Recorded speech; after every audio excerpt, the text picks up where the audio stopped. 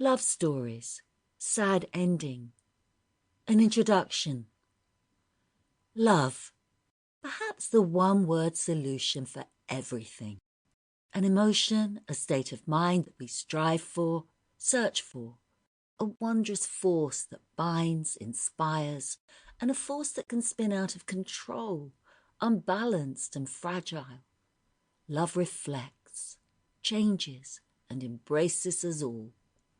In this series, we explore the many facets of love through literary talents that span both time and country. When love has started out so well, how can it possibly go wrong?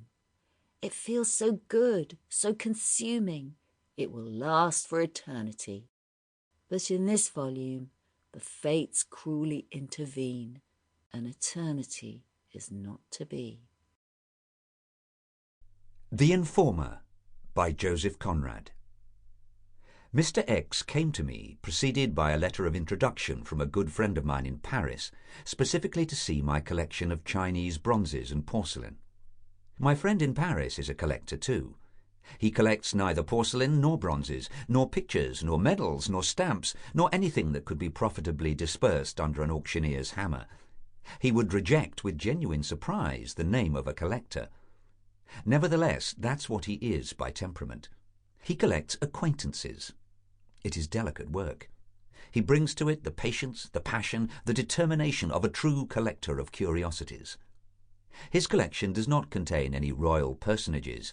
I don't think he considers them sufficiently rare and interesting. But with that exception, he has met with and talked to everyone worth knowing on any conceivable ground. He observes them, listens to them, penetrates them, measures them, and puts the memory away in the galleries of his mind. He has schemed, plotted, and travelled all over Europe in order to add to his collection of distinguished personal acquaintances. As he is wealthy, well-connected, and unprejudiced, his collection is pretty complete, including objects, or should I say subjects, whose value is unappreciated by the vulgar and often unknown to popular fame. Of those specimens, my friend is naturally the most proud. He wrote to me of X. He is the greatest rebel, révolté, of modern times. The world knows him as a revolutionary writer whose savage irony has laid bare the rottenness of the most respectable institutions. He has scalped every venerated head and has mangled at the stake of his wit every received opinion and every recognized principle of conduct and policy.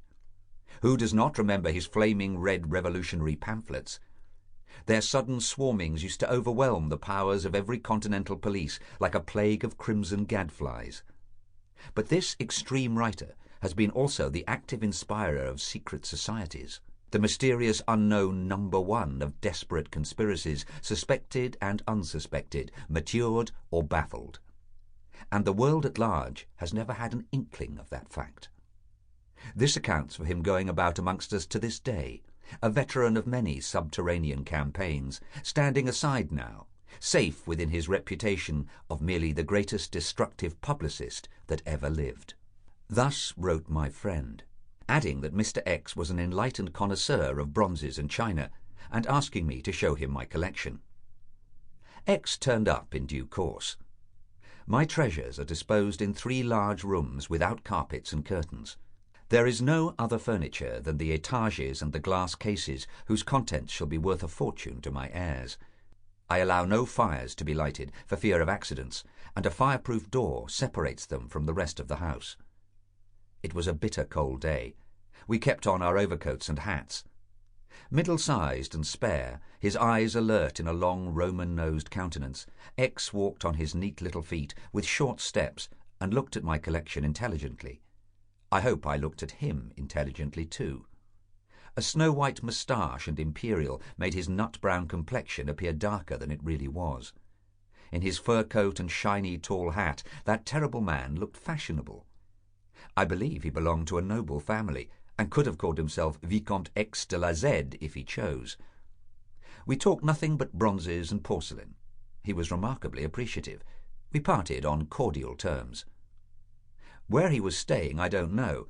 I imagine he must have been a lonely man. Anarchists, I suppose, have no families. Not, at any rate, as we understand that social relation. Sample complete. Ready to continue?